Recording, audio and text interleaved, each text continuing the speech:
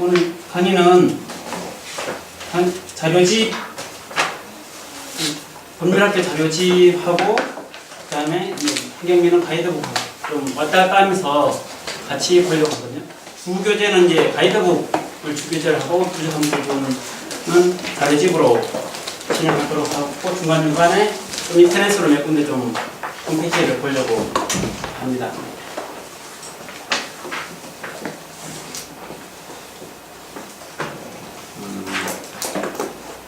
일단은 이 가이드북 책에서 지금 또는 90쪽까지 하고 90쪽까지 요걸 이제 전체적으로 혼자 이제 책 보기 힘들잖아요.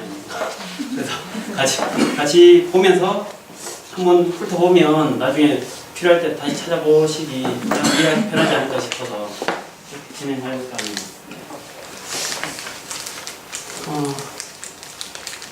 일단은 그냥 지금 전에 환경단체나 뭐 당이나 그런 데 계실 것 같은데 혹시 경력이 한 3년 이하이시다. 네. 10년 이상이시다. 못 들어. 그 다음에 그 단체에서 뭐 환경 민원 같은 거는 상담해본 경험이 있으신 분? 없으신 분? 네, 알겠습니다. 네.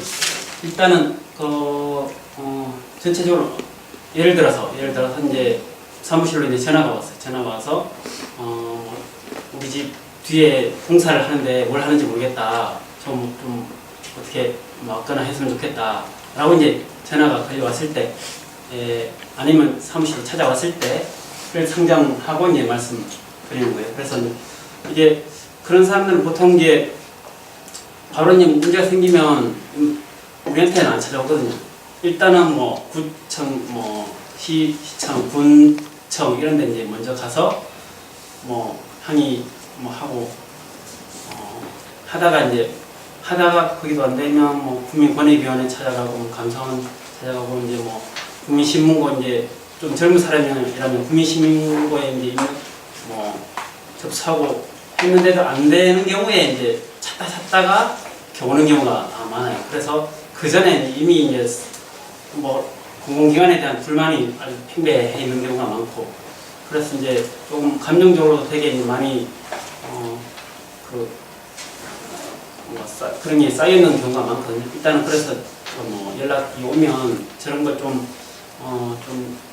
다독여 주는 것부터 하는 게 중요할 것 같습니다. 일단은 민원에 대해서 뭐 해결을 하려면 그냥 이제 민원이 와서 이제 말로만 하는 것 가지고는 뭐 거기서는 뭐 사실 많이 부족하고, 일단은 자료를 수집을 해야 되고, 자료를 수집하는 거 이제 첫째로는 뭐 웬만한 우리한테까지 오는 거라면 웬만한 지역 신문 같은 데서는 기사화되고 하는 경우가 많거든요. 그래서 그런 건 먼저 기사 같은 게 있는지 검색을 해보고 최대한 그걸 토대로 해서 이제 자료를 많이 수집해야 될 것 같습니다. 그래서 자료 수집하는 방법 이제 19쪽이야 여러 가지 써놨는데 그래서 이제 요즘 원체 인터넷으로 이제 원체 정보가 많이 있기 때문에 우리가 일을 하는 과정에서 이제 정보를 먼저 스크린을 해서 1차적으로 이제 주변 상황을 파악한 다음에 사건 현장에 대해서 접근을 하는 게 좋지 않을까 싶습니다. 그래서 그 다음에 보통 조금 규모가 있는 사업들은 환경영향 평가를 하고, 그래서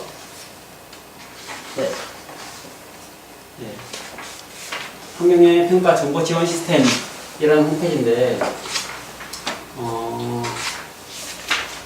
환경영향 평가서를 본 적이 없다.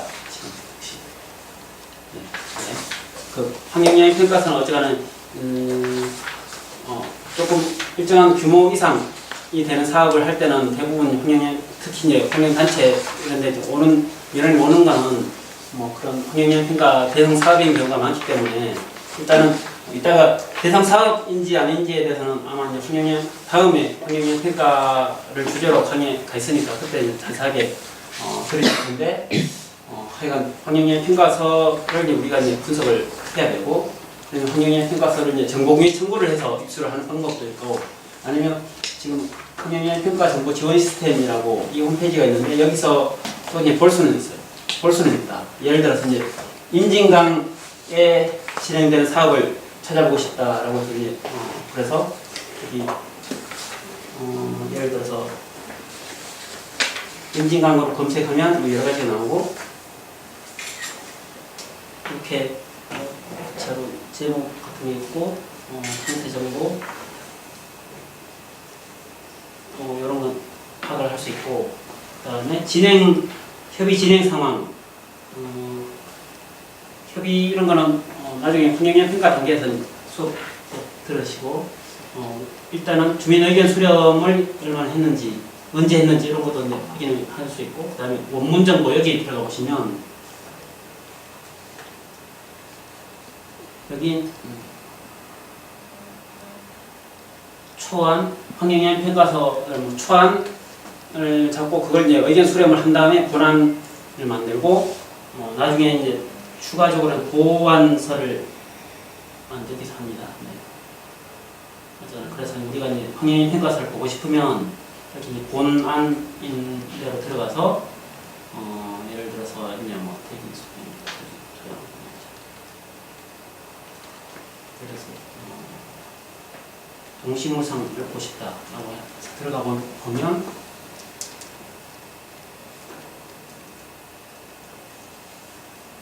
나오거든요. 근데 아직 안 나오는데 동식물상이 없어. 근데 문제는 이게 이 홈페이지가 문제는 다운로드가 안 돼요. 출력도 안 되고 그냥 볼 수만 있어. 그래서 이제 뭐 저도 환경부 담당자를 만나가면 그냥 이거 좀 개선해달라고 맨날 요구를 하는데 아직 하여간 볼 수만 있어요. 로그인 하면 출력이 안 돼요. 그런가요? 네. 로그인 안 하고 그냥 들어가. 저도 아이디는 만들어놨을 텐데 하긴 불편해서 로그인은 안 하고 그냥 요즘은 보고 있어서 하여간 이렇게 내용이 들어가 있으면 한번 보시면 될 것 같고 그 다음에 이제 다시 이제 그 다음에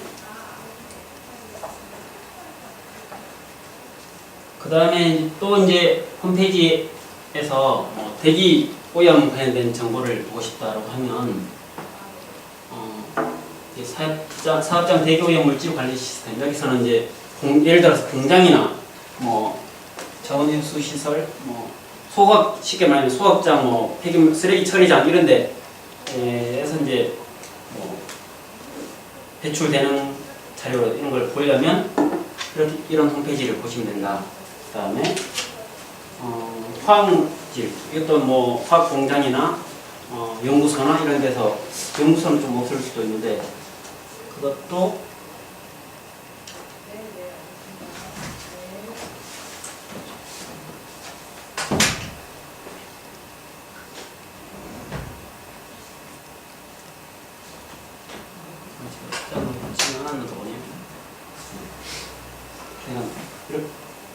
그 다음에 23쪽 온실가스 배출량 이런 것도 좀 찾아보시면 된다.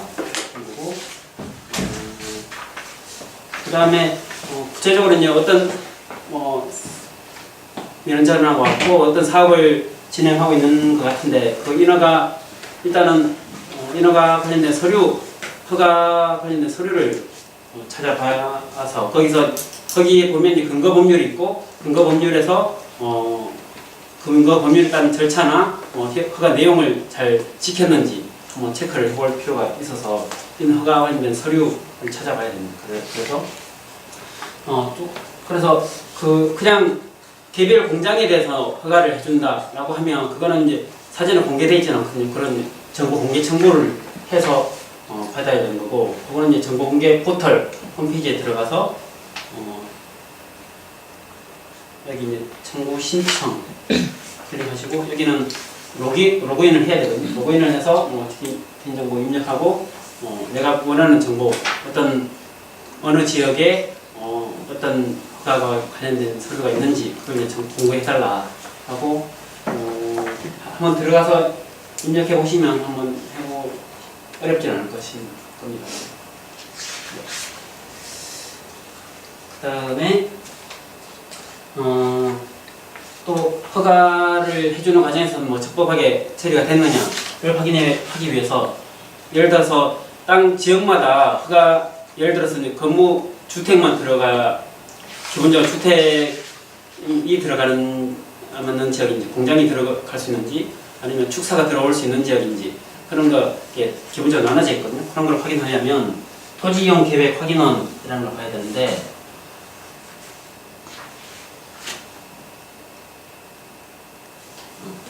이거는 토지이용 규제 정보 서비스라는 홈페이지에 들어가서 제가 여기 이제 미리 입력해서 해놨는데 여기는 저희 집이에요. 이 집이고 여기 예를 들어서 열람을 해보면 여기 이제 지도도 나와 있고 이제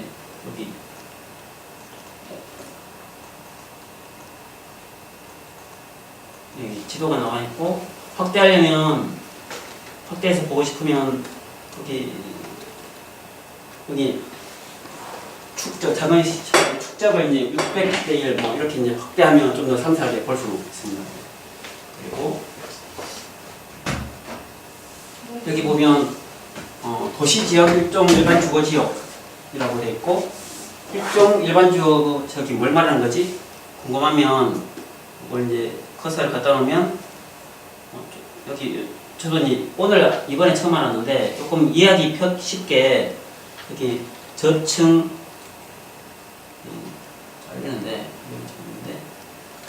저층 중심의 주거용과 주거용 편의시설이 주된 이용인 지역이다라는 걸 이제 설명을 간단하게 쉽게 해놨더라고요. 그 다음에 가축 사육 제한 구역, 가축 못 키우는 거, 강아지 한 마리 키우는 건 괜찮아요. 하여간 이렇게 어떤 지역인지를 기본적인 걸 파악을 할 수 있다라는 거고, 그 다음에 이 재산관계, 이 토지의 소유자가 누군지를 파악하려면 법인 등기부등본, 토지 등기부등본, 건물 등기부등본을 봐야 되고,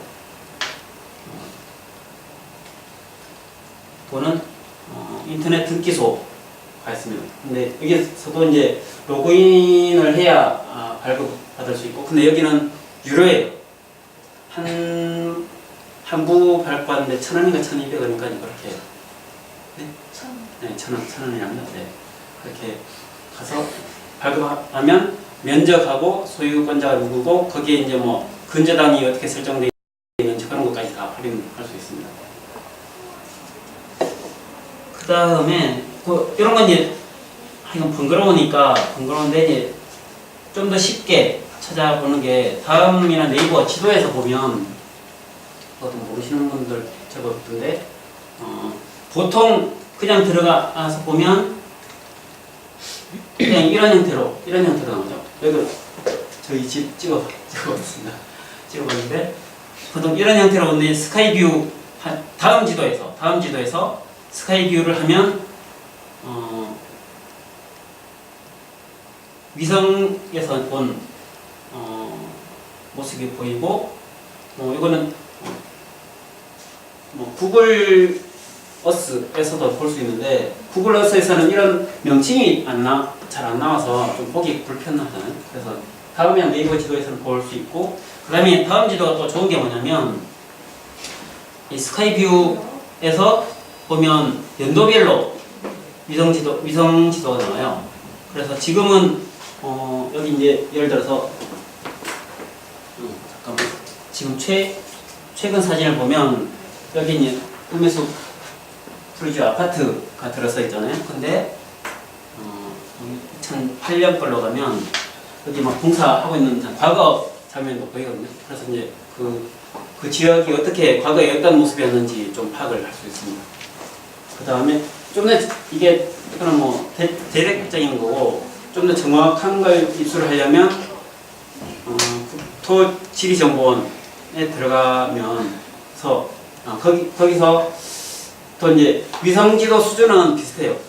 다음 지도하고 비슷한데 그자는 좀 더 그 자료로 정확한 공익적인 자료를 입수하려면 국토지리정보원에 들어가시면 찾을 수 있을 것 같습니다.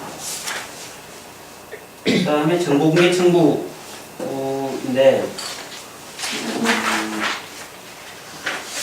아까 잠깐 말씀드리긴 했는데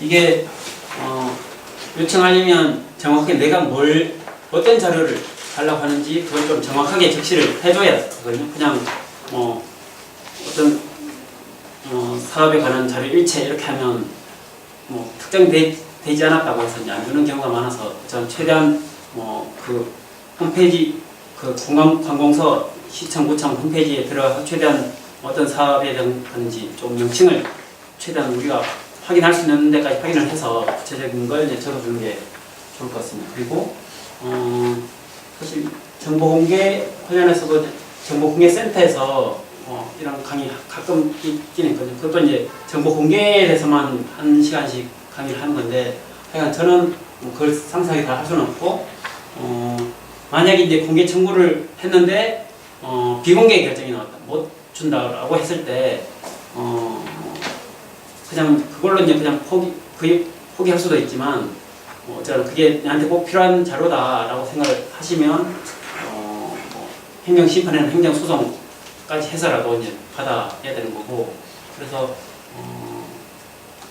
대보람님이 예전에 환경정책평가연구원 상대로 그런 학교 그런 정부에서 지원하는 공공 연구 시설 그런데도 정보공개 청구가 되거든요. 그래서 꼭 국가나 지자체만 되는 건 아니다. 그래서 약간 공공성이 있는 공공기관이면 다 할 수 있어서 필요한 자료가 있으면 그런데도 청구를 하시면 되고 그래서 27쪽에 보면 절차 흐름도가 있는데 왼쪽에 청구인이 오른쪽에 이제 청구서를 접수하면 내부에서 정보 공개 담당하는 부서가 있고 그걸 이제 그 업무에 관해서 신부를 담당하는 부서에 이제 보내주면 거기서 공개를 해줄 수도 있고 또 그 옆에 오른쪽에 제3자 이게 예를 들어서 어느 저기 허가 관련된 서류를 보고 싶다라고 하면 허가를 신청한 사람, 허가한 사업자가 있잖아요. 사업자 쪽에 이제 의견 조회를 해요. 그래서 사업자가 근데 이 정보를 공개 청구가 들어왔는데 보여줘도 되냐라고 의견 조회를 하거든요. 그러면 그쪽에서 보통 대부분은 안 된다라고 하죠. 근데 공공기관에서는 그 제3자가 그 사업자가 비공개해달라고 요청한다고 해서 무조건 비공개해야 되는 건 아니거든요. 그래서 이제 공공기관이 자체적으로 판단을 해서 공개를 해야 되는데 좀 쫄아가지고 공개를 안 해주는 경우가 많죠.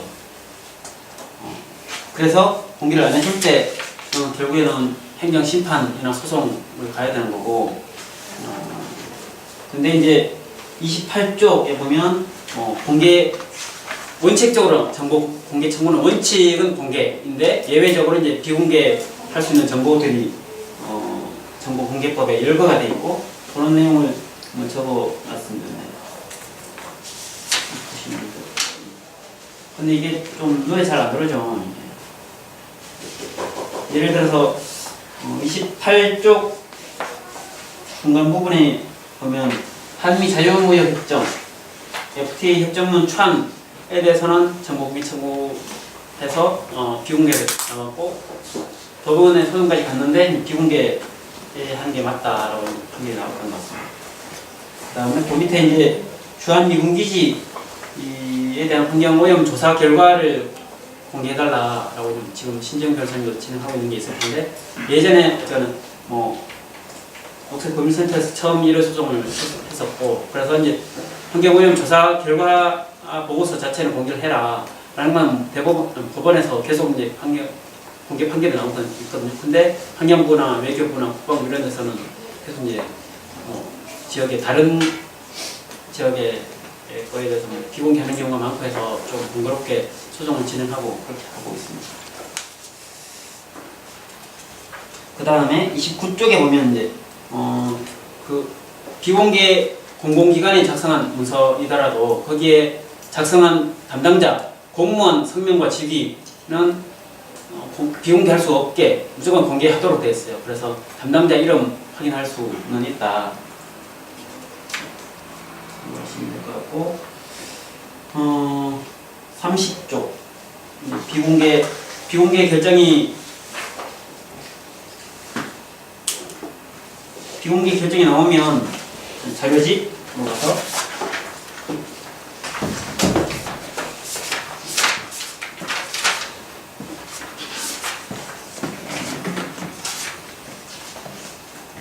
자료집 86쪽 이하에 있고,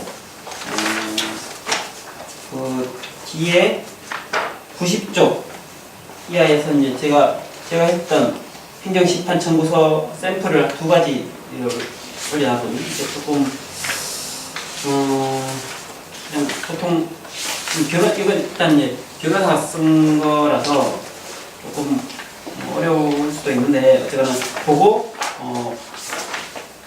비공개한 사유가 비공개를 이제 어떤 공공 예를 들어서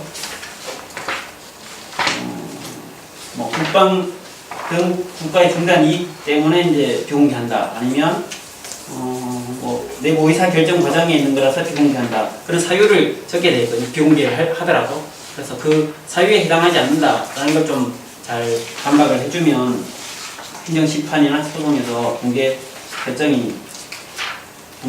판결을 받을 수 있습니다. 샘플로 한번 보시고, 그 다음에 다시 이제 가이드북으로 돌아가서,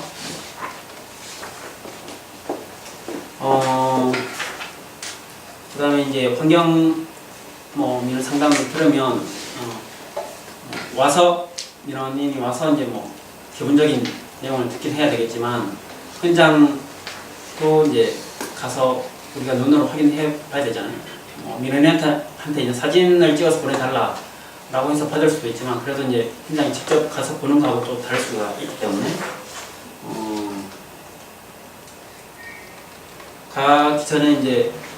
가기 전에 일단 등기부 등본이나 토지이용 계획 확인 같은 걸 미리 이제 확인을 하고 가야 되는 거죠. 그 다음에 갈 때 이 기록을 하는 게 중요하고, 요즘 이제 어플 중에 등산 어플도 있고 아니면 그냥 운동하는 어플 적어놨는데, 안드로이드 폰 같은 경우에는 내 운동 기록 알파인 퀘스트 이런 어플이 있어요. 아이폰에서는 이런 어플이 잘 없는 것 같던데, 하여간 제일 심플한 거는 제가 봤을 때는 내 운동 기록이라는 어플이, 그걸로 이제 다니면서 이제 실행을 해놓으면 다니면서 이제 내가 걸어다닌 경로가 그대로 다 경로가 표시가 되고 거기 어디서 이제 사진을 찍으면 그 사진도 그 사진 찍은 위치까지 찍히거든요. 그런 어플이 있고, 제일 성능이 좋은 건 알파인 퀘스트라는 건데, 이건 근데 좀 쓰기가 되게 어려워요. 조금 어렵고, 기본 무료 어플로는 좀 쓰는 게 좀 한계가 있고, 유료 어플을 쓰면 되게 이제 성능은 좋아요. 어쨌거나. 근데 한번 요거는 지난주에 했던 최재형 변호사님이 알파인 퀘스트에 대해서는 잘 아십니다. 그 다음에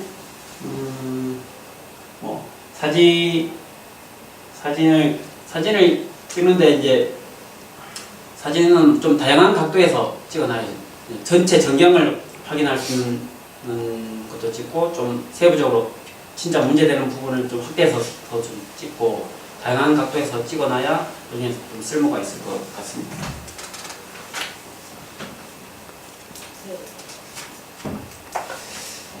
그 다음에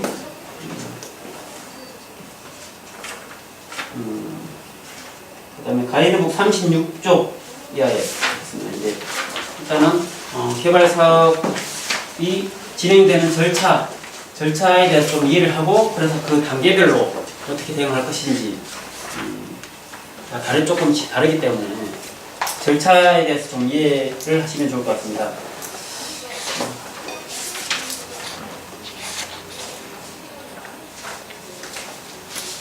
그래서 36쪽에 제목 36쪽 제목을 먼저 보시겠습니다. 이제 36쪽에 도시 기본 계획 있고 37쪽에 도시 관리 계획 있고 39쪽에 실시 계획 이렇게 보통 개발 사업은 국토계획법에 따라서 이제 진행되는 게 많고, 아니면 그게 아니고 이제 또 다른 특별법에 따라서 이제 역할을 받고 진행하더라도 기본적으로는 국토계획법은 관련된 법률로 들어가기 때문에 제일 기본이 되는 게 이제 도시 기본계획, 도시 관리계획, 실시계획 그렇게 흘러간다. 제목만 그렇게 이해를 하시면 될 것 같고, 36쪽에 도시 기본계획을 보면 도시 기본계획, 관리계획, 실시계획 전체 세부적인 흐름은 조금 비슷해요. 이제 관리계획에 대한 기초 자료를 작성하고 그에 대해서 주민 의견 수렴하는 단계가 있고,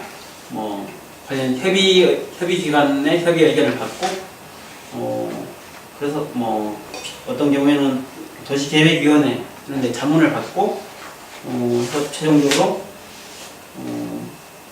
36쪽 맨 끝에 10번 보면 도시군 기본계획 승인 공고가 나가고 이렇게 되는 거거든요. 근데 이제 여기 이제 제목이 여러 가지가 있잖아요. 사실 여기 정보 공개 청구하려면 여기 있는 자료들 다 이제 청구를 하면 돼요. 청구를 해서 이제 필요한 거기 과정에서 이제 절차적을 어긴 경우도 있을 수가 있고, 아니면 심의한 내용에서 이제 우리가 필요한 자료를 입수할 수도 있고, 아니면 심의가 너무 부실하게 진행됐다라는 걸 파악을 할 수도 있고 그렇습니다.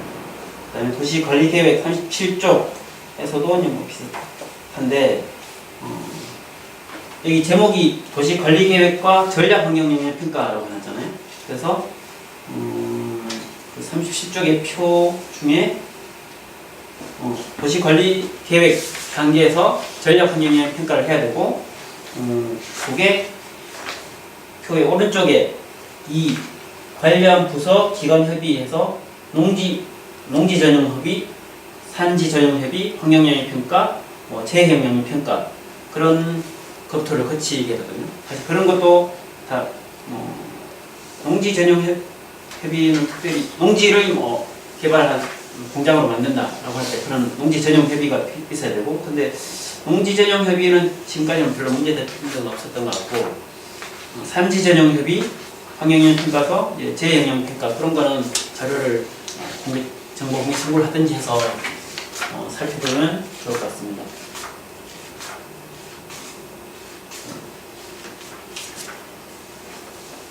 그 다음에 전략환경영향 평가를 조금 상세하게 적은 게 38쪽에 있는 표고, 거기서 보면 잠깐 다 찾으셨죠? 38쪽 보면 먼저 계획을 구상하는 단계가 있겠죠. 계획을 구상하고 그거를 환경영향 평가 협의회를 구성해 가지고 환경영향 평가 협의회에서 어떤 항목을 주로 중점적으로 이제 검토할 것이냐 이런 걸 결정하는 단계라고 생각을 하시면 됩니다. 그래서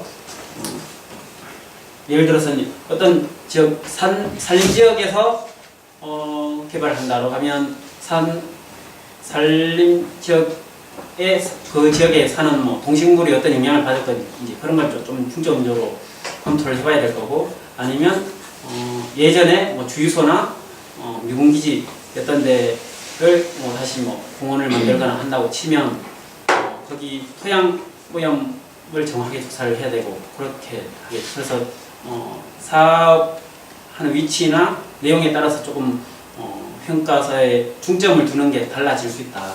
그래서 그런 걸 결정하는 단계고, 그게 이제 스코핑 결과를 뭐 전체적으로 이제 그런 걸 스코핑이라고 하는 거죠. 그다음에 그렇게 환경영향 평가서 초안을 작성을 해서 주민 의견 청취 절차를 거치고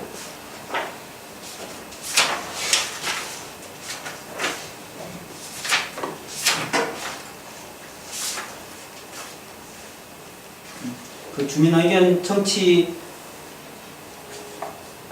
하는 과정을 그 전략 환경영향 평가서 초안을 작성을 해서 그걸 이제 공개를 하고 거기에 대해서 기본적으로 주민 설명회를 거쳐야 되거든요. 설명회를 거치는데 예전에 기사들 많이 보셨을 수 있는데 설명회 같은 거 하면 주민들이 이제 단상 점거를 해. 그래서 이제 무산시켜. 그러면 사업자 입장에서는 어떻게 할까요? 그냥 아무것도 못하고 이웃절차 진행 못하고 포기를 하지는 않겠죠. 하진 않고 그 환경영향 평가법에 보면 그렇게 이제 사업자에게 책임 없는 사유로 설명회를 진행하지 못하게 됐을 때 그 설명회 자체를 생략할 수 있다라는 규정이 있어요. 네. 그래서 예전에는 그냥 무작정 올라가서 이제 정부하고 이제 납부 했는데 지금은 그게 이제 유효한 수단은 절차를 지연시키거나 막을 수 있는 유효한 수단은 아니다. 그다음에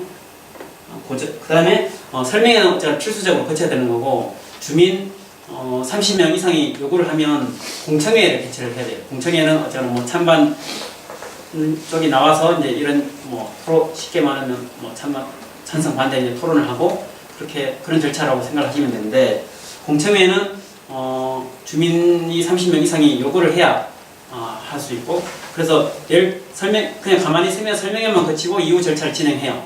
그렇기 때문에 절차를 조금이라도 지연시키면서 우리 문제점을 지적하기 위해서는 공청회 개최 요구를 해야 되고 그래서 이제 그 지역에 있는 주민들한테 요청을 해서 연설을 받아서 이제 공청회 개최 요구를 해야 된다라는 것이고 또 한 가지 설명회와 공청회 차이는 설명회는 어쨌거나 한 번만 무산이 되면 이후 절차를 진행할 수 있어요. 근데 공청회를 진행하면 2회까지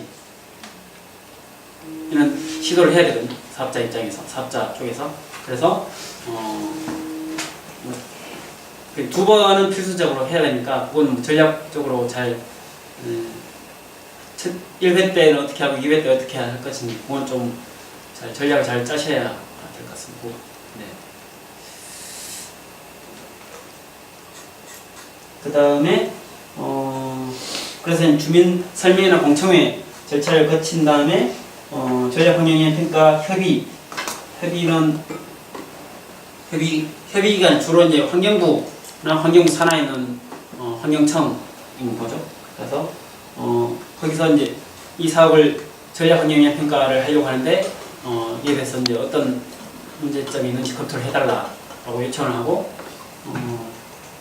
그래서 주로 이제 환경부에서 직접 하는 경우보다는 환경정책평가연구원이나 제3의 연구기관이나 뭐 대학 연구소나 이런 데 요청을 해서 검토를 하게 하거든요. 그래서 환경정책평가연구원에서 이제 검토해서 의견을 주면 그거를 토대로 환경부에서 이제 협의 의견이 공식적으로 나가는데 저도 이제 그냥 그 환경정책평가연구원 같은 데서 이제 검토해서 주면 환경부가 거의 그대로 나가는 줄 알았거든요. 근데 우연히 보니까 그게 조금 차이가 많이 난다는 걸 알게 됐고 그래서 이제 청년합에서 환경정책평가연구원 상대로 정보공개 청구를 했고 비공개 결정이 나왔고 소송까지 가서 승소 판결을 받았었거든요. 그래서 그 이후에는 환경정책평가연구원에서는 최근 작년 올해부터 이제 자기네들 검토 의견을 아직 공개 홈페이지 아예 올리기로 했는데 아직 시행은 되지는 않고 있는 것 같습니다. 아마 근데 조만간에 하긴 할 거예요. 그래서 검토 의견 제가 그 관련해서 환경정책평가연구원에서 검토 의견 뭐 어떻게 작성하는지 좀 강의를 해달라고 해서 가서 강의하면서 검토 의견하고 몇 가지 한 5군데 사업에 대한 그거하고 환경부 협의 의견을 받아서 비교를 해봤거든요. 근데 차이가 진짜 많아요. 환경부에서 협의 의견 나가는 거는 그냥 제가 되게 일반적인 내용만 들어가는데 환경정책평가연구원에서 나오는 건 되게 디테일하게 이런 문제점이 있다는 걸 엄청나게 지적을 많이 해주거든요. 그래서 필요하면 아직 홈페이지에 안 올라와 있다고 하니까 필요하면 정보 공개 청구를 하면 웬만하면 다 KI에서는 줄 거예요. 저는 KI에서는 기본적으로 공개한다. 자기네들 검토 의견 자체는 공개한다라고 입장을 정하고 있기 때문에 하여간 도시관리 계획 단계에서 전략 환경영향 평가가 있고 그걸 거쳐서 이런 주민 설명회 공청회 거쳐서 이제 전략 환경영향 평가와 이제 도시관리 계획이 확정이 되면 그게 좀 더 이제 세부적인 계획을 수립하는 게 이제 실시계획이고 실시계획도 이제 전체적으로 도시관리 계획을 토대로 이제 세부적으로 정하는 내용이라서 그 대신에 거기에서는 39쪽의 중간 정도에 보면 지형 도면 승인 고시가 있어요. 그래서 어느 지역에 건물을 배치를 어떻게 한다 그런 것까지 상세하게 나와 있어서 지형 도면 같은 것도 이제 공개 청구를 하거나 해서 하다 보면 좋겠습니다. 그다음에 이런 걸 접하기 전에 제가 예를 들어서 홍천군에서 어떤 사업이 진행된다고 하면 웬만하면 홍천군 홈페이지에 들어가 보면 거기서 이제 검색을 조금 고시 공고란에서 검색해 보면 있는 경우가 있고 근데 보통 공공기관 홈페이지가 찾기가 되게 불편하게 돼 있어요. 그 전체 검색을 해도 잘 안 나오는 경우가 있고 하거든요. 그럴 때는 구글링을 하면 오히려 거기서 더 쉽게 그 파일이 나오는 경우가 많으니까 검색을 하잖아 네이버나 구글링이나 다양하게 좀 찾아보시면 될 것 같습니다. 그 다음에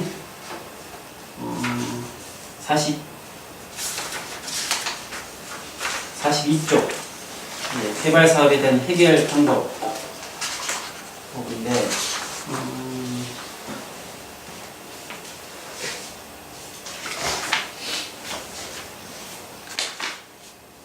대응 수단 전체적인 내용은 자료집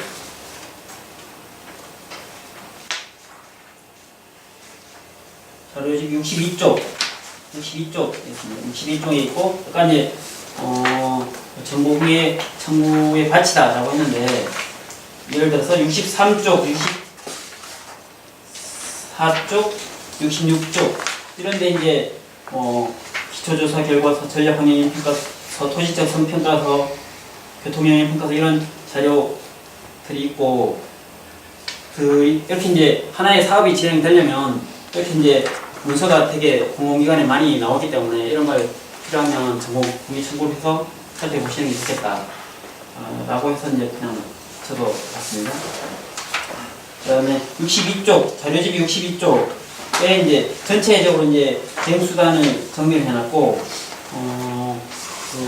어떤 사업을 하려고 하는, 예를 들어서 이제, 인천을 통과하는 도로를 건설하려고 한다라고 하면, 그게 이제 도시 기본 계획 단계에서부터 도로를 설치하는 게 들어가거든요. 그래서 도시 기본 계획, 도시 관리 계획, 실시 계획 들어가는데 그런 계획 단계에서는 어떤 사업이 진행되고 있는지 가나 환경영향 평가 단계하고 좀 합쳐서 보는 게 맞을 것 같습니다. 그래서 어쨌거나 계획하는 거에 대해서 실시 계획 승인 고시 같은 거, 그다음에 환경영향 평가 관련된 자료 이런 걸 이제 봐야 되고, 그다음에 근데 이제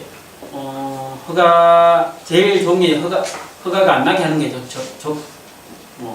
주민이나 피해를 입을 있는 사람 입장에서는 사업 허가가 안 나게 하는 게 제일 좋을 텐데, 근데 잘 안 돼서 이제 허가가 났다라고 치면, 그래서 이제 공사가 들어오는 경우가 있겠죠. 그래서 공사가 들어오면 그때 사실 소송은 허가가 나오기 전에는 지금으로서는 할 수 있는 방법이 없어요. 허가 나고 난 이후에만 소송을 할 수 있다. 그게 사실 소송의 한계이죠. 그래서 미리 막을 수 있는 방법은 좀 어렵다. 그래서 공사가 진행되고 있을 때는 네, 방법도 그걸 이제 그 사업 자체를 막는 방법은 허가 기관에서 허가 자체를 취소시키는 방법이 있고, 아니면 사업자를 상대로 사업자가 공사를 하고 있는 거를 공사를 그냥 행해지고 있는 공사 자체를 중지해달라라고 하는 걸 두 가지가 있고, 허가를 취소하는 거는 법원에 행정법원에 행정소송을 제기를 하는 거고, 그냥 공사 중지해달라, 공사 중지 가처분은 그냥 사업자를 상대로 민사법원에 진행하게 됩니다. 그게 있고, 공사하는 과정에 발파하거나 해서 이제 시끄럽고, 그래서 그 지역 주민들이 피해를 입는다라고 하면 소음 피해로 인해서 손해배상 소송이나 아니면 환경분쟁 조정 신청이나 그렇게 할 수 있고, 근데 그것도 잘 안 됐다. 그 다음에 공사가 완료되고 어떤 공장이 가동된다라고 치면 그 공장에서 아까 사업장 대기오염 물질이 얼마나 배출되는지 파악하고, 그걸로 이건 좀 장기적인 문제입니다. 장기적으로 그 주변 사람들이 그 나쁜 공기를 마시고 건강이 안 좋아졌다라고 하면 그걸로 손해배상 소송을 일단 할 수는 있다. 승소는 별개 문제고. 네.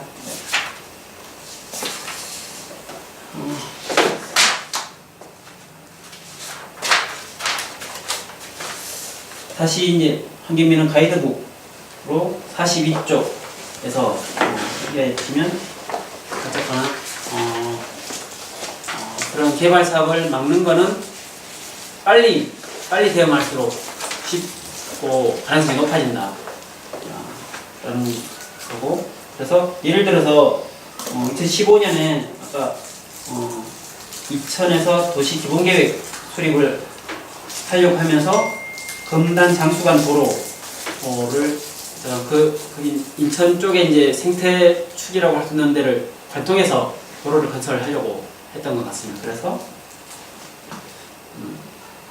그걸 이제 기본계획을 확정하려고 인천시에서 진행을 했는데, 그걸 이제 인천에 있는 환경단체들이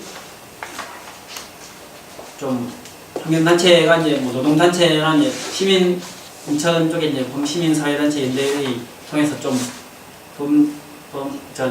조직적으로 반대운동을 했거든요. 그래서 이제 시민들 모아서 이제 현지 답사 걷기 프로그램 그런 것도 이제 운영하고 하면서 이제 여론을 많이 불러일으켜가지고 그거는 폐기시킨 사례가 있었습니다. 그다음에 도시기본계획 단계를 이미 지나쳤다. 도시관리계획 단계다라고 하면 아까 말했던 설명회나 공청회나 그런 절차에서 적극적으로 대응을 해야 되고, 또 한 가지 차이는 도시기본계획 자체에 대해서는 지금 법원에서는 소송을 안 받아줘요. 이거는 소송할 수 있는 대상이 아니다 라고 하는데, 도시관리계획 단계에서부터는 법원에서는 소송을 일단 받아주긴 하거든요. 네.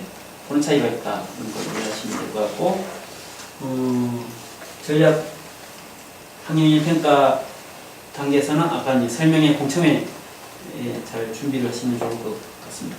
그 다음에 또 한 가지 전략 환경영향 평가 단계에서 환경부에서 하는 경우가 이게 좀 갈등이 많은 지역이다. 예를 들어서 케이블카 사업, 설악산 케이블카 사업이 그래서 갈등이 많거나 아니면 생태 경관 보존 지역이거나 생태 자연 43쪽 중간 부분입니다. 네. 생태 자연도 1등급 지역이나 자연공원, 설악산 국립공원 이런 데 말하는 거죠. 그죠? 이런 데에서 행해지는 사업에 대해서 중점 평가 사업으로 지정을 해서, 그거는 환경부나 환경청의 권한이거든요. 그래서 환경영향 갈등 조정 협의회를 꾸리고 거기서 이제 좀 조율하는 단계가 있거든요. 이것도 이런 요건이 된다고 싶으면 활용을 해보면 쉽지는 않겠지만 그래도 좀 더 논의를 할 수 있는 자리를 마련할 수 있다. 참고로 활용하시면 될 것 같습니다. 그 다음에 44쪽에 실시계획과 환경영향 평가 단계 그 차이를 전략 환경영향 평가와 환경영향 평가 순서는 그렇게 흘러가는데 전략 환경영향 평가와 그냥 환경영향 평가의 근본적인 차이는 전략 환경영향 평가는 이 사업이 적절한지 사업이 적절하다고 치면 그 사업을 이 지역에 하는 게 맞는지 입지의 타당성, 사업의 적절성, 계획의 적절성, 입지의 타당성 그걸 이제 충정적으로 검토하는 거거든요.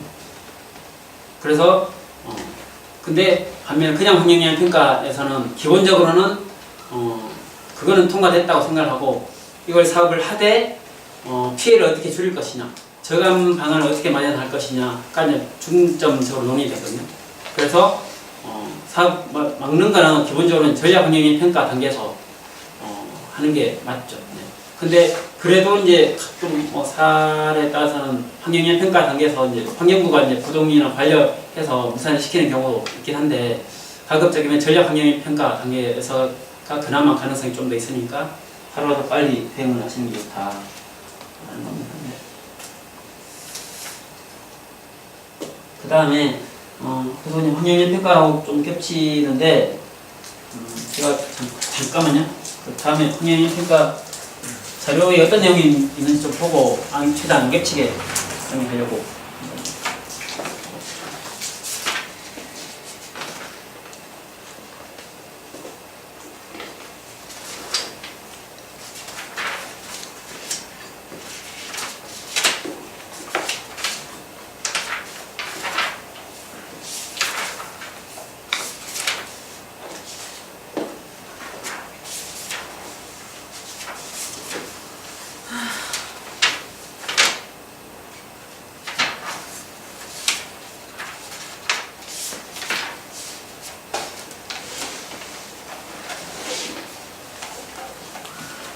네.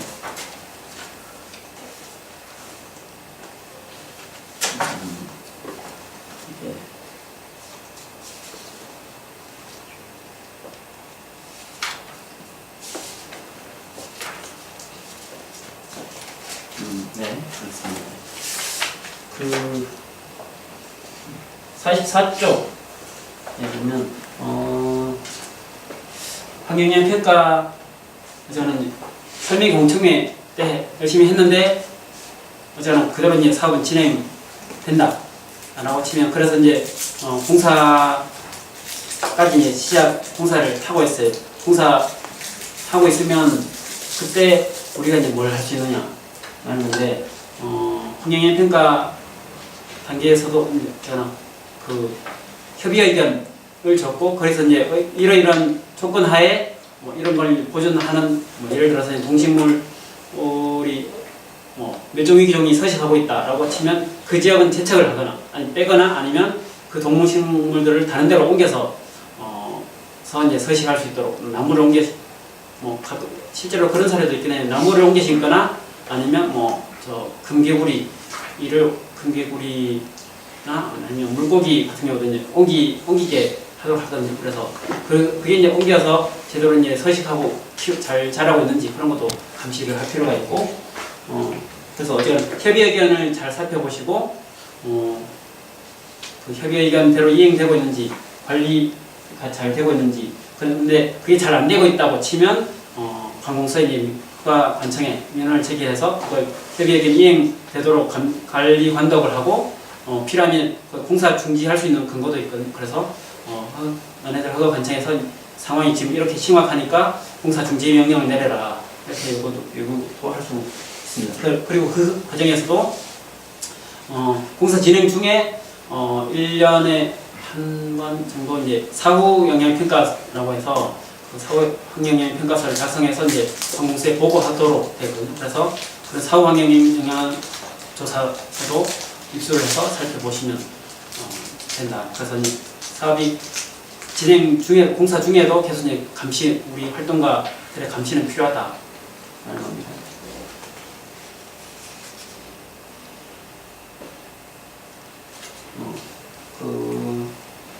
이게 44쪽인 밑에 있는 성공사례 부분인데요. 이제 환경영향 평가 저는 환경영향 평가 업체들이 좀 영세하고 평가서 이제 작성 비용도 되게 이제 싸게 책정이 돼 있고 하니까 그 평가 업체에서 일단은 평가 업체에서 이제 돈을 짜게 주니까 이제 현장을 여러 번 가려면 그게 다 돈이 드는데 제대로 안 가고 조사도 부실하게 되는 경우가 많죠.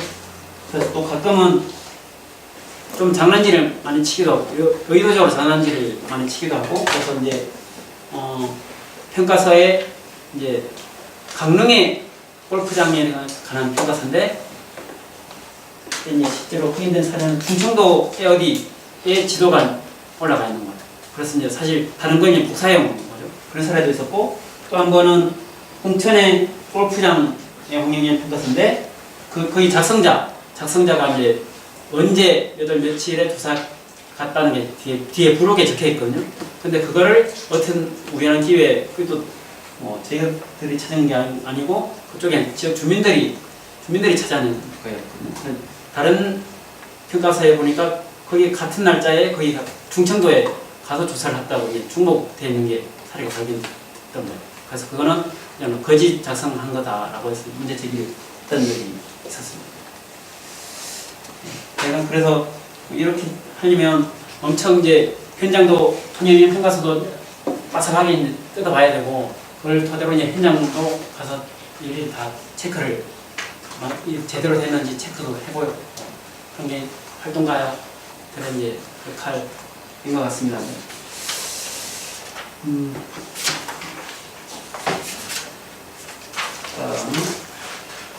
48쪽 이하에 이제 부재 제도 이제 일단은 보기는 뭐 일단 128 환경신문고 환경 예를 들어서 이제 공장이 가동되고 있는데 거기서 이제 뭐 매연이 너무 심해서 이제 심하다 그런 걸 이제 신고할 수 있는 128 환경신문고라는 게 있고 아니면 그냥 스마트폰으로 생활 불편 뭐 신고 서비스라는 것도 있고 국민신문고 많이 들어보셨을 거고 그런 거 이제 확인을 적절하게 활용을 하시면 될 것 같습니다. 그다음에 집회 시위 그것도 이게 소송으로 사실 이런 걸 개발사업을 막는 거는 되게 어렵고 느리고 허가 또 아까 말씀드렸다시피 허가가 나고 공사 진행 중에만 소송을 할 수 있고 그래서 그 허가가 나기 전 단계에서 최대한 빠른 시간에 관여를 해서 이제 막는 작업을 하는 게 중요하고 그 과정에서는 어쨌거나 여론이 중요하고 여론과 이제 그 현장의 문제점을 같이 결합을 해서 그 문제점을 이제 여론화하는 게 중요하고 그렇기 위해서 뭐 언론에 제보를 하거나 아니면 집회를 하는 경우도 뭐 관공서 찾아가서 집회나 하는 경우도 적절하게 활용하셔야 되고 근데 관공서에 집회 그런 거 하려면 번거롭더라도 기자회견에 조금 뭐 문제가 있긴 하지만 웬만하면 좀 번거로워하더라도 사람 여러 명 모여서 뭐 한다고 하면 집회 신고 하시라. 네. 안 하면 이게 조금 귀찮아져요. 이게 그냥 넘어갈 수도 있지만 기자회견 한 거라고 해서 그냥 넘어갈 수도 있지만 경찰에서 이제 괴롭히려고 하면 그냥 기자회견 지금 현재 판례로는 기자회견을 해도 여러 명이 모여서 이제 뭐 발표하고 뭐 구호 한두 번 외치고 하면 그냥 집회로 입건을 하거든요. 그래서 뭐 입건이 되면 또 경찰서 불려가서 조사 받아야 되고 또 뭐 재판 받으러 가야 되고 벌금 내야 되고 그런데 이제 대응하는데 이제 에너지를 어쩔 수 없이 쏟아야 되기 때문에 조금 번거로워하더라도 사실은 그냥 뭐 집회 신고를 하고 하는 게 좋을 것 같다. 그 다음에 또 항의 방문 뭐 관공서에 항의 방문을 가더라도 이 녹색연합이 그런 사례가 많아요. 녹색연합이나 주민들이나 항의 방문 갔다가 그냥 눌러 앉아. 그러면 주거 침입이나 뭐 나가라고 했는데 안 나갔나 퇴거 되는 사건이 되게 많아요. 그래서 저는 이제 신정 변호사님 이런 분들 되게 피곤해서. 네. 책임지기가 조심해요. 벌금 때문에. 네, 나중에 이제 벌금도 내야 돼요. 단체 뭐다 재정이 어렵잖아요. 네, 그런 것까지 보면 참고를 하셔야 됩니다. 감안을 하시고 해야 된다. 그래도 뭐 활동가로서 전혀 안 할 수도 없는 거죠. 꼭 필요하면 해야 되는 거고 그건 감수하고 그런 것까지 감수하고 진행하셔야 된다. 그런 거 맞습니다. 그게 아니고 근데 이하에서는 좀 법적인 수단 56조 이하에서 법적인 수단을 좀 살펴보겠습니다. 제일 환경문정 조정 제도가 있고 그게 이제 환경부 산하에 중앙환경문정조정위원회도 있고 그다음에 지자체 광역지자체 서울시 경기도 이런 광역지자체 산하에 환경문정조정위원회가 있거든요. 그 차이는 청구하는 금액이 1억 초과 하면 1억 초과하면 중앙으로 가고 1억 이하이면 지방 분양조정위원회로 가고 기본적으로 그렇습니다. 금액으로는 그렇고 근데 이제 지방 분양조정위원회도 좀 지역에 따라서 다를 수는 있는데 그래서 잘 검토를 잘 하긴 하는 것 같더라고요. 근데 분양조정에서는 기본적으로 제일 많이 하는 게 이제 소음진동 사건 그리고 뭐 공사를 하고 있는데 이제 뭐 시끄러워서 못 살겠다라고 할 때 이제 일단은 그런 민원이 들어오면 일단은 구청 기초지자체에 신고를 해가지고 소음 측정해달라라고 해서 이제 당시에 그렇게 요구를 하면 웬만하면 다 나와서 소음 측정을 해주거든요. 그래서 그런 기초 자료 피해가 얼마나 되는지 그런 기초 자료를 확보를 해놓으시고 환경문제 조정 신청을 하면 제일 좋고 근데 만약에 소음 진동 사건은 그렇게 이제 측정을 못했다라고 치더라도 지금 환경문제조정위원회에서 어떤 포크레인이나 브레이커 돌을 깨는 쉽게 말하면 브레이커라고 하는데 이제 그런 장비에 따라서 장비가 어떤 장비가 몇 대 투여됐을 때 소음이 얼마 거리에서 몇 미터에서 소음이 얼마 정도 나는 몇 데시벨 난다 그런 게 그냥 거의 데이터화되어 있거든요. 그래서 실제로 이제 소음 측정을 못했다라고 해도 어떤 공사를 하고 있고 그 지역의 지질이 어떻고 하는 게 그런 기초 자료는 사업자가 갖고 있기 때문에 그런 걸로 환경문제 조정 단계에서 소음 정도를 판단받을 수도 있다. 라고 참고를 하시면 될 것 같습니다.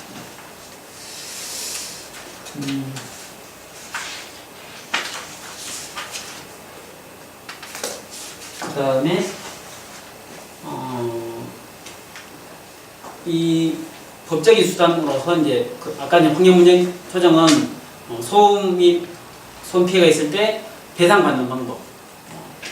그 다음에 예를 들어서 이제 도로가 개설돼 있고 도로 바로 옆에 이제 아파트가 있었는데 도로 그 바로 옆에 도로가 생겼다. 그래서 도로에 차들이 많이 다녀서 시끄럽다라고 하는 게 그러면 기존의 소음 피해를 입은 거에 대해서는 이제 금전으로 배상을 받고 그래도 이제 계속 이제 도로가 시끄러워서 이제 피해가 앞으로도 계속 된다라는 건 피해를 줄여야 되잖아요. 그래서 피해를 방음벽을 설치하든지 아니면 방음 터널을 설치하든지 그렇게 해서 소음을 줄여달라라고 하는 것까지 같이 진행할 수 있습니다. 그 다음에 64조 행정심판 행정소송 아까 이제 정보 공개 청구를 했는데 비공개 결정이 나왔다 이런 경우도 이제 행정심판이나 소송으로 할 수 있고 그거나 어떤 개발 사업에 대한 허가가 나왔을 때 그 허가를 취소시켜달라라고 하는 소송을 할 수 있다. 그거는 그런 행정심판이나 행정소송은 기본적으로 제일 그런 주민들이 이거 저 공장 들어오는데 저거 막는 소송을 하게 해달라라고 이제 요청이 들어오면 제일 먼저 체크를 해야 될 게 허가를 받은 날이 언제냐 라는 걸 먼저 체크를 해야 됩니다. 왜냐하면 허가가 났다는 것을 안 날로부터 90일 그 다음에 허가 난 날부터 1년 안에 제기를 해야 되거든요. 그래서 이제 90일 1년 그 기간이 제일 중요한데 그 기간이 지나면 원칙적으로 이제 소송으로 가는 건 의미가 없다라고 생각을 해야 됩니다. 그래서 근데 보통 그냥 개별 공장에 대해서 이제 개발행위 허가를 받거나 하는 경우는 그냥 제3자들은 허가가 언제 났는지는 알 수 없기 때문에 정보 공개 청구를 해서 허가서를 받아봤을 때 그때 이제 알 수 있는 건데 그게 아니고 아까 말한 도시 기본계획이나 도시 관리계획, 실시계획 이렇게 거치는 사업들은 좀 달라요.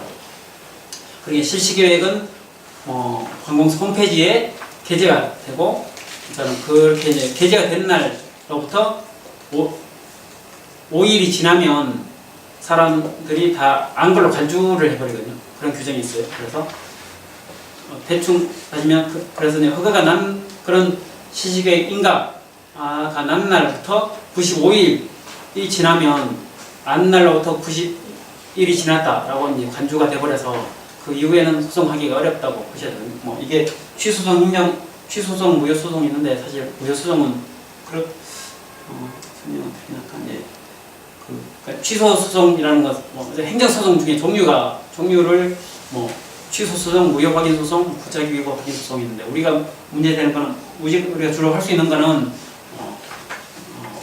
취소, 무효 두 가지인데 그 차이는 취소는 어쨌거나 허가를 내준 게 어떤 그 절차 과정이나 내용적으로 위법성이 있다라고 치면 그냥 취소 판결이 나오고 하는 거죠. 근데 무효는 그걸 이제 제소기간 90일 1년 안에 제기를 해야 되는 거죠.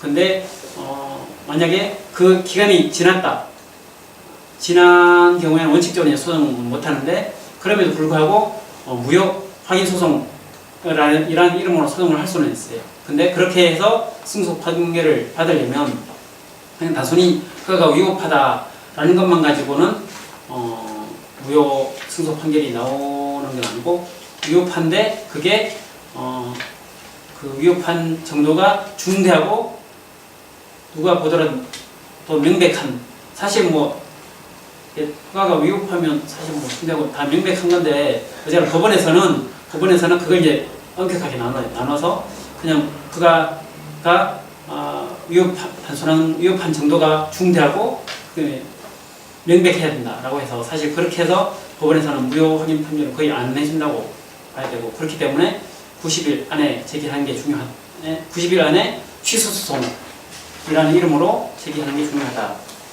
그렇게 이해를 하시면 될 것 같습니다. 그 다음에 원고 적격의 문제가 있는데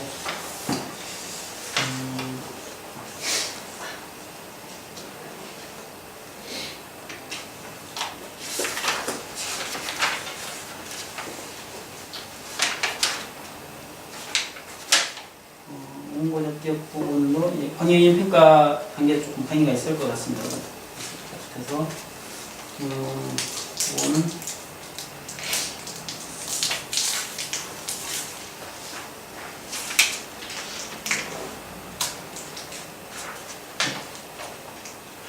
원고 적격은 광역인 평가 단계에서 이제 강의를 들으시면 될 것 같습니다. 그 다음에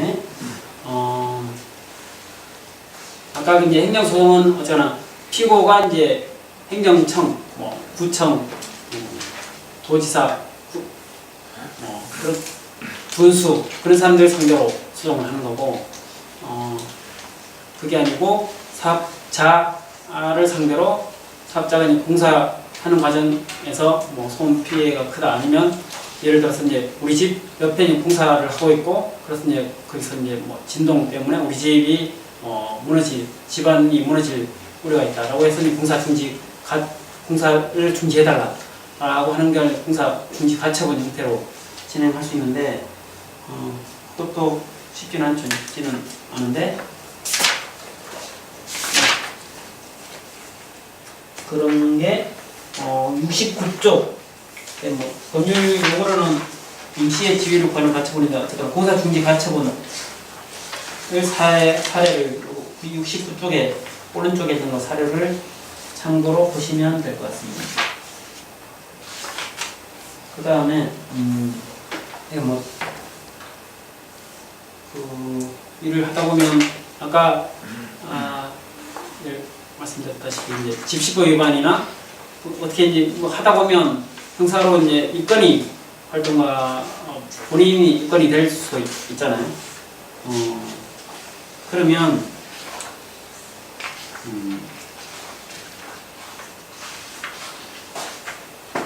이게 사례를 설명드리면 좋을 것 같네요. 네.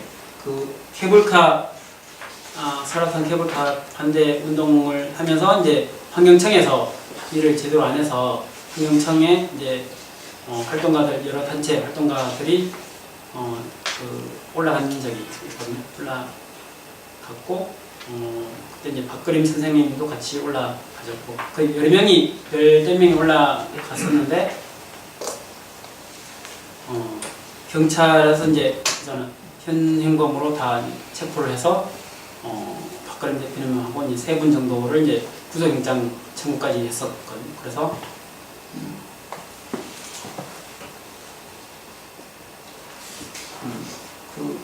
네. 그러면 어쨌거나 뭐 그런 형사 입건이 되면 최대한 빨리 이제 녹색보험센터나 민변이나 이제 연락을 하셔서 이제 변호사하고 이제 상의를 하시는 게 좋다. 네, 네. 아니 뭐 잘못했다고 수도 있고, 네. 하여간 그런 형사 입건이 되면 어쩌면 뭐 변호사하고 빨리 상의를 하시는 게 좋다. 네. 네.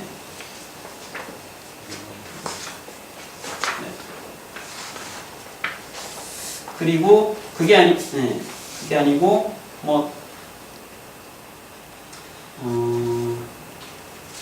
요즘 뭐 그게 경찰이 이제 직권으로 이제 그런 직권을 와서 이제 체포해서 인지수사라고 하는데 경찰이 직권으로 하는 경우가 있고 아니면 관공서든 누구든 사업자든 공사 방해한다고 해서 이제 업무 방해를 고소를 하거나 해서 입건이 돼서 나중에 조사를 받아야 되는 경우도 있는데 그럴 경우에는 고소한 사람의 쓴 고소장을 우리가 받아볼 수 있거든요. 그걸 이제 그것도 이제 경찰에는 정보공개 청구 형태로 고소장 내 사건의 고소장을 달라고 하면 9점은 주거든요. 그래서 그렇게 고소장에서 내가 정확하게 뭘로 입건이 됐구나 그런 걸 파악하는데 유리하기 때문에 그런 걸 복사를 받아와서 변호사를 하고 상의하시고 네.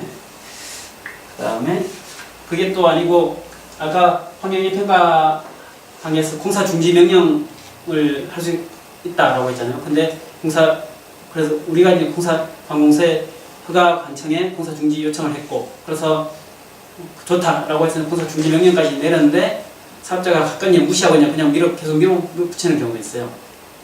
그럼 그때는 형사처벌 규정이 있거든요. 그 다음에 아니면 환경영향 평가서를 거짓으로 작성한 사례가 있었잖아요. 그거는 그럴 때 또 환경영향 평가법 위반으로 고발을 할 수 있거든요. 그렇게 우리 쪽에서 이제 사업자나 공무원이나 그런 쪽을 상대로 이제 고발할 수도 있다.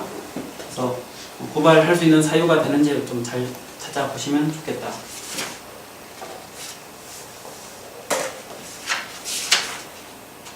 그 다음에 또 74쪽 이하에서 이제 감사원에 이제 감사 청구 허가 받는 과정이 위법하다. 그럼 아니면 꼭 법률적으로 위법하지 않다고 하더라도 이걸로 이제 피해가 클 것으로 보인다. 그래서 감사원에 감사 청구를 할 수도 있고 그러면 그렇게 하려면 300명 이상의 이제 서명을 받아서 감사 청구서를 제출해야 되거든요. 근데 주의할 점은 그 서명은 본인이 직접 서명한 거라야 되고 팩스나 사본으로 받은 거는 첨부하는 거는 효력을 인정받지 못한다. 그거 주의하시면 될 것 같습니다. 그다음에 조금 다른 게 주민감사 청구라는 게 있는데 이거는 기초지자체에 대해서 기초지자체가 잘못하고 있다라고 해서 광역지자체에 감사 청구를 해달라고 하는 경우도 있고 아니면 그냥 중앙정부 부처에 감사 청구를 하는 경우도 있는데 그렇게 그래서 이게 좋은 거는 뭐냐면 감사 청구를 해서 감사 문제 없다라고 나오면 다시 소송을 할 수 있거든요. 조금 절차가 번거롭긴 한데 그래서 감사 청구를 300명 이상 그거는 조금 지자체마다 좀 다른 인원수는 좀 다른데 500명일 수도 있고 뭐 300명, 200명 인원수는 좀 다를 수 있는데 어쨌거나 또 이제 서명을 받아서 감사 청구를 하고 그 감사 청구를 했는데 문제가 없다라고 나오면 소송을 갈 수 있어요. 근데 이게 아까 말한 그냥 일반적인 행정소송하고 차이가 뭐냐면 그런 일반적인 행정소송에서는 원고 적격이 인정되는 사람만 소송을 할 수 있어요. 근데 지금 이런 경우는 300명 이상이 감사 청구를 했고 그게 기각이 됐으면 그걸로 그걸 이유로 해서 이제 누구든 거기에 대해서 바로 이제 소송을 할 수 있는 거거든요. 근데 그 차이가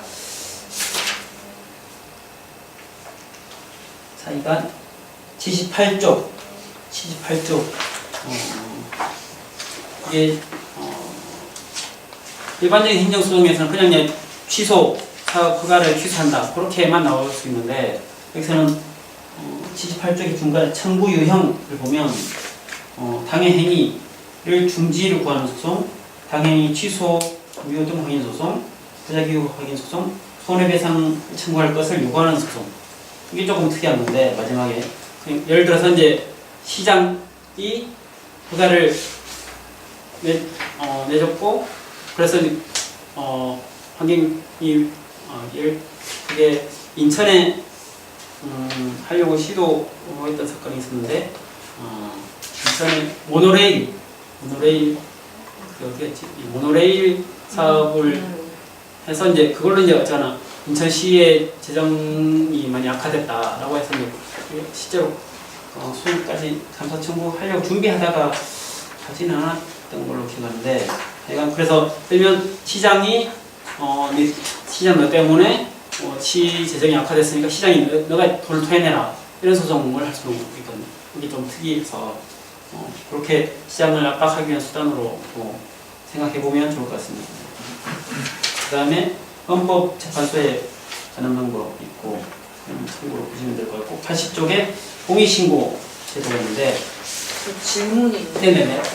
지금 가리왕산 같은 경우에 네네.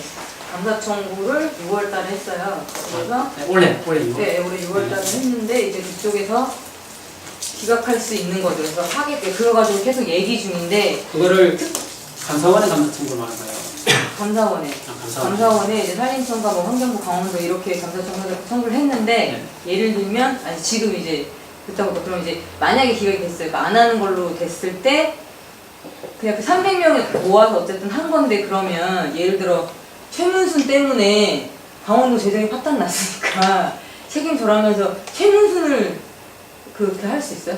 소송할 최문순한테 소송 걸 수 있어요? 일단은 조금 구분을 하셔야 되는데 감사원 감사 청구에서는 그렇게는 안 되고 네, 감사원 감사에서 그냥 감사 결과만 받을 수 있는 거고 주민감사 청구를 했을 때 주민감사 청구를 했을 때 최문순 때문에 이제 강원도 재정이 악화됐으니까 최문순이 돈을 토해내라 라는 걸 주민감사 청구를 하고 그게 기각이 됐을 때 다시 주민소송을 하면서 그렇게 돈을 토해내라 라고 할 수 그러면 있어요. 이게 만약에 기각이 됐어요. 네. 그러면 예를 들어서 그 다음에 그럼 강원도 주민을 모아서 주민감사 청구를 하고 그게 기각이 되면 강원도 주민들이 최문순을 이렇게 할 수 있다는 거죠.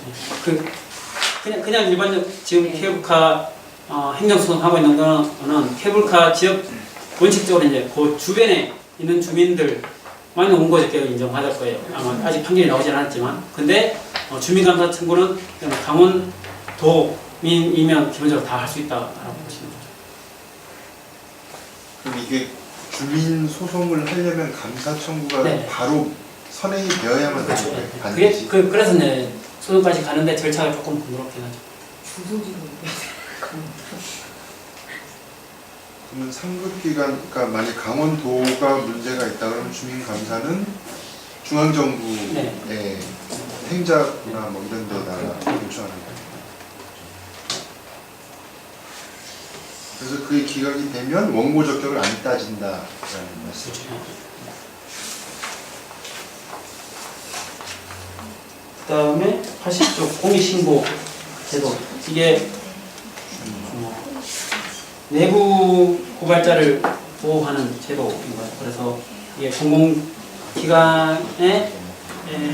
공무원일 수도 있고 아니면 뭐 회사 공장의 직원일 수도 있고 이런 사람들이 가끔 뭐 제보를 해주는 경우가 있는데 이런 사람 데리고 기자회견을 해서 공개를 했다 라고 하면 잘못하면 역공을 당할 수 있어요. 명예훼손이나 이렇게 해서 고소 오히려 이제 그 사람이 피해를 입을 수 있기 때문에 그냥 무조건 와서 이 사람 데리고 이제 기자회견 하는 거는 자제를 해야 되고 공익신고 접수기관 81쪽에 접수기관이라고 있는데 국민권익위원회 아니면 수사기관은 할 수는 있지만 별로 이제 도움은 안 되는 것 같고 제일 좋은 게 이제 적당한 아는 국회의원을 섭외를 해가지고 국회의원 통해서 공익신고를 하는 게 제일 안전하더라고요.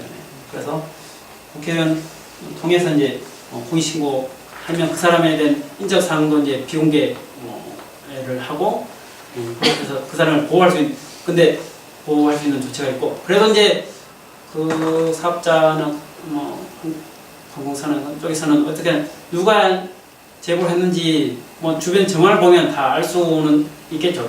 그래도 알 수 있다고 쳐도 그걸 이유로 공익신고를 했다는 이유로 징계를 하거나 하지는 못하거든요. 그래서 이제 그 사람을 보호할 수 있는 프로그램이 있으니까 그걸 활용하시면 좋을 것 같습니다. 그 다음에 환경오염 피해 구제법 94쪽 이하에 있는데 이것도 시간이 없으니까 간단하게 얘기하겠습니다. 이거는 공장, 예를 들어서 소각장, 폐기물 매립장, 이런 환경오염 시설이 있고 그래서 이제 주변에 이제 피해가 발생했다. 그래서 이제 손해배상을 받아야 되겠다라고 할 때 활용할 수 있는 법률이고 기존에 이제 그런 손해배상 소송을 할 때 제일 어려운 게 이제 거기서 나온 오염 물질을 내가 마셔가지고 이제 폐해가 안 이어졌다라는 것까지 입증하는 게 어려웠는데 인과관계를 추정하는 규정이 87쪽, 88쪽에 있어요. 근데 이게 아시는 분들 많겠지만 이걸 법률 인과관계 추정하는 규정을 만들면서 이게 사업자 쪽이 로비이기 때문에 88쪽이 사망이 들어가가지고 하여간 조금 애매해지긴 했는데 제가 환경법 학회 주로 환경법 교수들이 많이 있는 학회에 저도 이제 참여를 하고 있는데 거기에서 학술대회 하면서 이제 판사들도 이제 모셔서 토론에 많이 하고 그래서 판사들 또 얘기를 들어보면 이 법률에 따라서 이제 인과관계를 가급적에 많이 인정해 주려고 저는 생각을 하고 있더라고요. 그래서 이제 그렇게 이 조문을 활용해서 소송을 하면 참고로 좋을 것 같다. 그 다음에 아까 이제 이런 정보는 관공서에서 행정기관의 공공기관에서 갖고 있는 자료만 청구를 할 수 있어요. 근데 지금 이 환경오염 피해 구제법에서는 그 사기업을 상대로 직접 이제 정보 너네들이 어떤 시설을 갖고 있고 거기서 이제 어떤 오염 물질이 나고 하는지를 내놔라라고 할 수 있는 정보 청구권이 있어요. 그래서 이 정보 청구권도 활용을 하시면 좋을 것 같다. 네. 이거 질문 있는데 이 사례가 있나요? 이거 배상해서 인과관계 추정을 해가지고 이게 아직까지 소송이 나온 사례는 없고 그 소송을 했던 사례는 소송으로 이제 인과관계 추정되는 사례까지는 없었고 바로 지난달에 학술대회 했는데 판사도 그런 사례는 아직 없었다고 했고 대신에 이 김포의 거물대리 주물공장 많이 있는 그쪽에서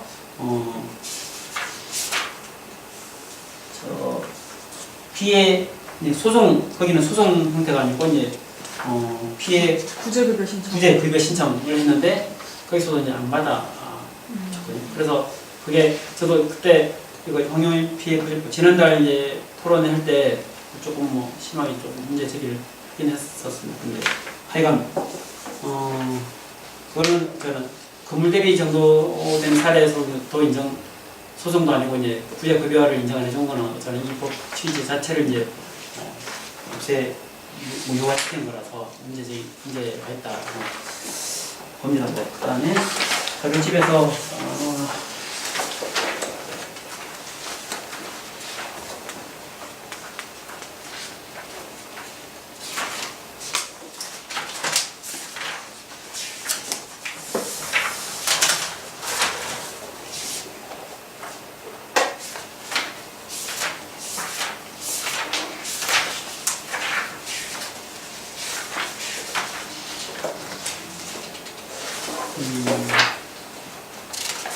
우리 집 뒷부분에 104쪽 이하에서 제가 판결문을 좀 몇 개 실어놨는데 이런 거 보시면 참고로 그래도 읽어보시면 좀 이해하는 데 많이 도움이 될 것 같습니다. 네. 김연식장 서울대교원 소송, 담배 소송, 고엽제 소송 대표적인 손해배상 사건 사례 올려놨으니까 참고로 보시면 될 것 같습니다. 네. 그 다음에 판례 114쪽 맨 끝에 있는 판례를 좀 찾아보시다라고 하면 여기 판례 검색 사이트가 있으니까 맨 위에 진로.s코트.이렇게 대법원이고 로엔비 라는 사이트도 있고 최근에는 케이스노트라는 데서도 이 검색 여기서 웬만한 검색을 하면 좀 제법 많이 나오는 것 같더라고요. 그것도 참고를 하시면 될 것 같습니다. 네. 네. 저는 오늘 여기까지 하고 이제 시간이 없지만 질문 다 하실 분 있으시나요? 네, 없으면 마치도록 하겠습니다. 감사합니다.